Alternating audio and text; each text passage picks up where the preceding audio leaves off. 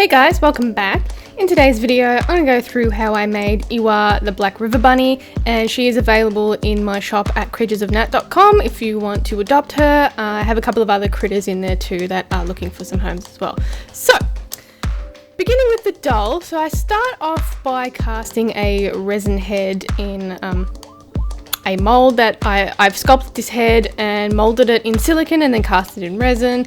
I have those tutorials in my shop at creaturesofnat.com as well if you want to know how I mold and cast things, and also cast things with glass eyes. So this is a new rabbit sculpt. I based it off a mini lop, so it has a bit more of a cutesy look to it. So the previous rabbit that I did had glass eyes, so I decided I wanted to try out some painted eyes on this sculpt, so this doll will have painted eyes. So I started off by painting up the bits that I'm going to paint. So around the eyes, the nose and the mouth, I used some black acrylic paint from the brand Chromacryl. And once that was dry, I then go ahead and paint in the iris part. So I'm only painting half of the eye in this nice blue colour. It's also by Chromacryl, but you can use any acrylic paint that you can get your hands on. And then once that's dry, I then go ahead and fill in the pupil, and I usually use a dry brush or a bit more of a dry brush to get that soft look around the pupil edge, just so it's not a sharp look to it, so it kind of makes it look a bit fake. So this makes it look a bit more realistic, and then I make it darker, sort of like a gradient. For the feet, I didn't paint anything, so there was no point showing anything. They're just resin feet, but you can check out my previous bunny video if you want to see some feet. So as for the fur, I'm using this nice patterned fur. It's got like kind of leopard spots, but not actually leopard spots, but let's just call it leopard spots. So what I did is I drew my patterns on the back of the fur, and then I'm cutting it out using a small pair of sharp scissors. And I like to use scissors over anything else just because I find I get a better result. Alright, so for each doll I have a little backstory. So this is Iwa's little backstory.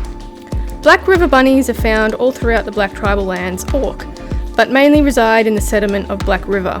They love to hide among the rocks along the riverbed. Their black and white speckled coats are the perfect camouflage for the volcanic rocks found throughout Orc. Their coats are never the same, and each pattern is unique to the individual bunny, much like her own fingerprint. These bunnies tend to make their dens along the riverbed, as their diet mainly consists of minerals and rough grasses. They get these minerals by licking the volcanic rocks along the riverbed and drinking the river water. So that's Iwa's little backstory.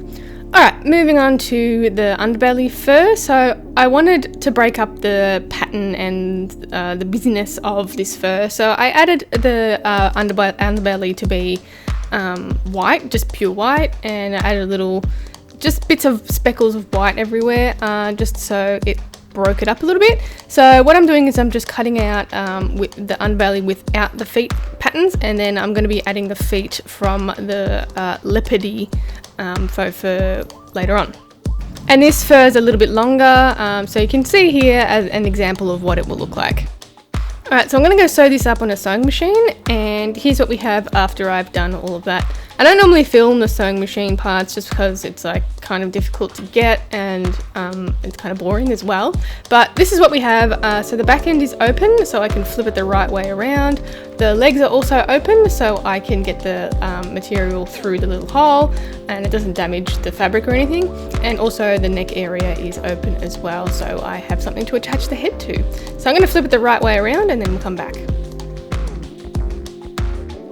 Alright, so here's what we have so far. So it kind of just looks like a big fluffy piece of faux fur, but it will turn out to look like a rabbit. So what I've done is just like cut all the inside so it has some stretch along the seam line, and then flipped it around, and then I'll be adding a wire armature to this one, and then I will be attaching the resin pieces. And I do have all of those tutorials in my shop as well if you want to learn how to do that.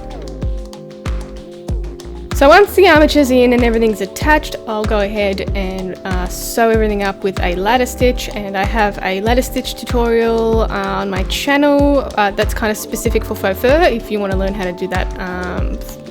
I mean, there's plenty of ladder stitch tutorials on YouTube, but I did mine on faux fur so you can sort of get an example. So once that's all sewn up, I then go ahead and attach the fake fur to the resin pieces using a tacky fabric glue. And this one's from a local store called Spotlight here in Australia, but you could find it in any crafty store. It's just a fabric glue, it's nothing special.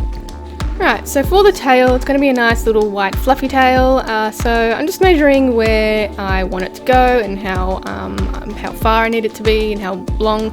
And then I'm going to go ahead and sew it up again using the ladder stitch while it's off the body. So I'm going to cut that out, and it's the same deal with the ears. So these will be the ears. So I got 2 pieces of fabric and then sewed them up in a mini lop sort of shape of the ear, so probably don't need to see that again either. So it's just a ladder stitch, nothing special. I then attached it to the head using that same tacky fabric glue. I also furred the face as well, and then that's pretty much it. So the one thing to be careful of when you're doing ears is to not make them too thick, because then they look a bit fake. But you know, just experiment and you'll find something that works for you. And I still do get a lot of questions why I don't show furring or have a tutorial for it. It's just because I'm not quite sure if I'm willing to make a tutorial for that yet, just because it's very specific to my work, and I spend a lot of time developing it, so I haven't decided on that yet. Alright, so that is it for me today, guys. I hope you enjoyed the video. If you did, give it a thumbs up and don't forget to subscribe. If you have any video requests, you can leave it in the comments down below. You can also check me out on Instagram and Facebook at Critters of Nat. And I'll see you in the next one. Bye!